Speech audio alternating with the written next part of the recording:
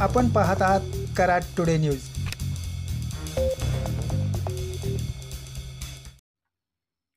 कोयना धरणाच्या पाणलोट क्षेत्रामधील चालू असणाऱ्या मुसळधार पावसामुळे धरणाच्या पाणी पातळीमध्ये मोठी वाढ होतीये।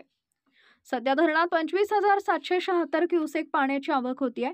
कोयना धरणाची पाणी पातळी नियंत्रित करण्यासाठी आज सायंकाळी 6 वाजता धरण पायथा विद्युतगृहाचं दुसरं युनिट सुरू करून 1050 क्युसेक विसर्ग कोयना नदीपात्रात सोडण्यात आला आहे। कोयना धरण पायथा विद्युतगृहाचं एक युनिट सुरू असून त्याद्वारे 1050 क्युसेक विसर्ग सुरू आहे।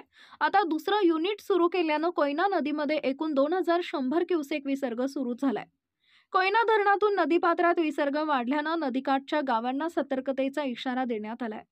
दरम्यान कोयना धरणात आज सायंकाळी 5 वाजेपर्यंत 67.20 टीएमसी पाणीसाठा झाला असून धरण 63.85% इतकं भरलंय। आज सायंकाळी 5 वाजेपर्यंत कोयना इथं 12 मिलीमीटर, नौजा इथं 9 तर महाबळेश्वर इथं 23 मिलीमीटर पावसाची नोंद झाली आहे।